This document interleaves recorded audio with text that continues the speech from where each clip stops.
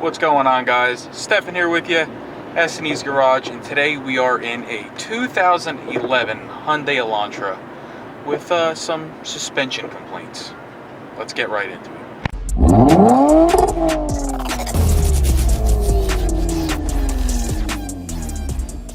Now, this was actually a potential purchase of mine that I decided to pass on, and the guy that owns the car, I told him I was a Hyundai tech, and he asked me if I would address some things for him to make it a little easier for him to sell. So I took him up on his offer, and here we are. So we have several suspension issues with this car, steering and suspension, and we're going to take care of them both today. Now, the first issue is there is a severe rattle in the front end over bumps, and you'll hear that in just a second. Hit some bumps here. Let's see if we can, there we go.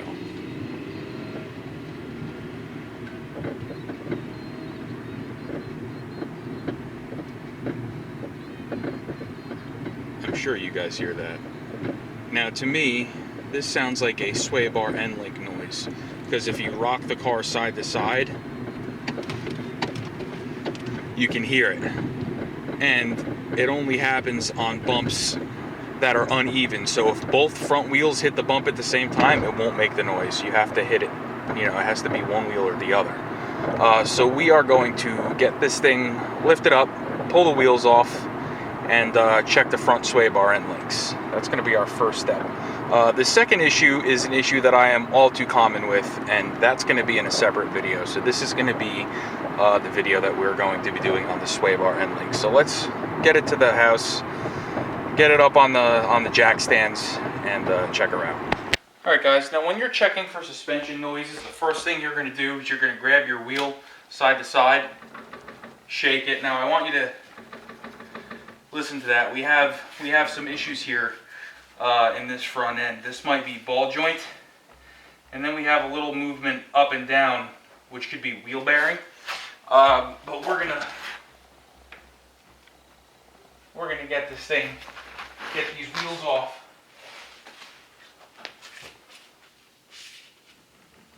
And really check this front end out. So let's see what we got going on here. Alright guys, so what we're doing here is we're just kind of grabbing our rotor and we're moving it side to side. And I can feel it. So what I'm going to do while I'm doing this is I'm going to start grabbing parts of the suspension and feeling for where I feel play. And I don't really feel anything, but I'm seeing the axle moving when I'm doing this. So I'm suspecting that all of our play here is going to be in this front hub bearing. Now, I don't think that that's our rattling noise. I still think we have a sway bar end link issue. But we're going to check that out once we get under the car. Now, I'm going to grab a pry bar. I'm going to check the ball joints. And we'll see what else we got. I'm going to check the ball joints. You're just going to put a pry bar in between the knuckle here and the control arm. And you're going to pull down. And you're going to listen and feel for any play. And I'm not feeling any on this side. And I'm not feeling any on this side. So our lowers are in good shape. Now we're going to get under the car and give our end links a good tug.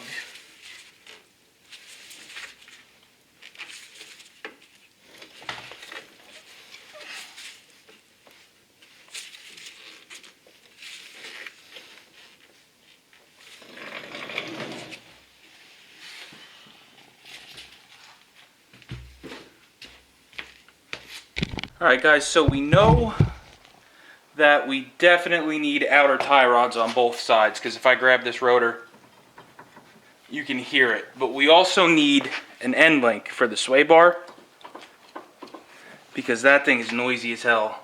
So we're going to go ahead, we're going to replace the end links first, and we're going to let him know about the tie rod, the outers. So I'm going to show you real quick just how easy it is to replace the sway bar end links on these.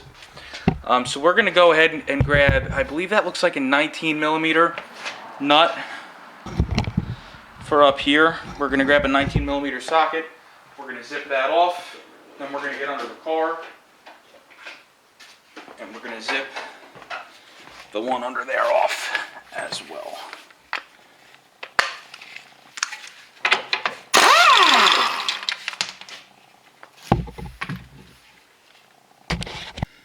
So here's the one on the bottom. You'll see that the engine skid shield is kind of in the way.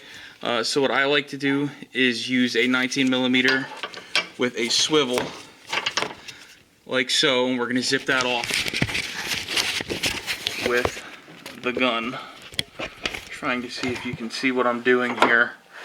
Probably not. Let me prop you up. Hang on. Is that too high? No, that's perfect. Alright, so this lower one, they're screwing with me. That lower one's a 17mm.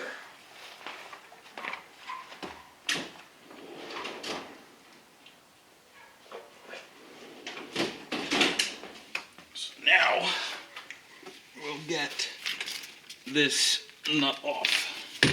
And then we're going to inspect the end link. I'm going to show you what's wrong with it. Oh wow, that's bad. This one's shot. Let me get a wrench. We got to put a wrench on the other side of the end link to get that off.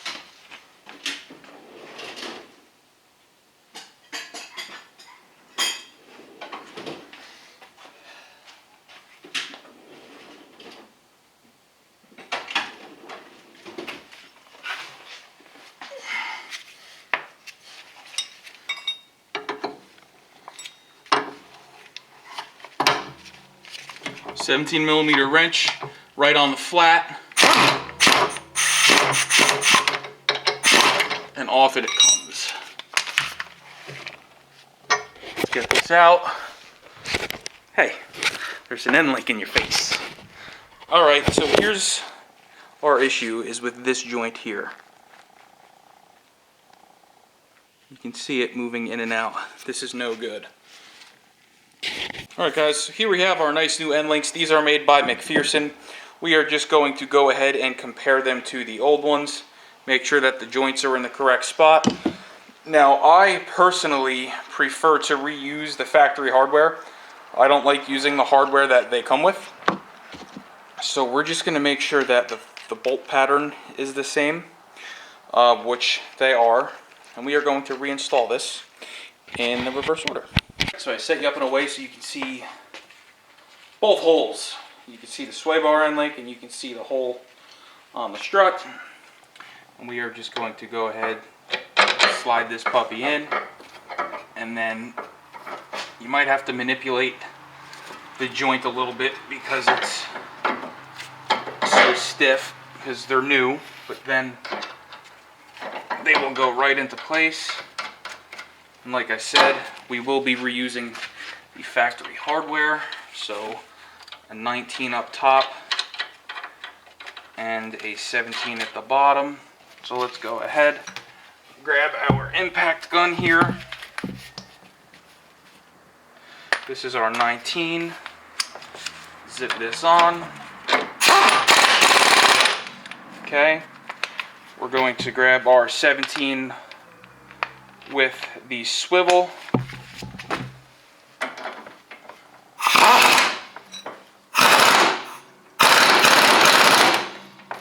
Done deal. Let's go over to the other side. Alright guys, so here we are on the other side. I already went ahead and installed this end link. So that's going to be it for this video. We are still waiting to hear back from the customer on these outer tie rods. I am more than happy to do them for them. But I do not have an alignment rack, nor do I have access to one. So what we could do if we decide to do them here is count the threads, and then when we thread the new ones in, spin them exactly the same.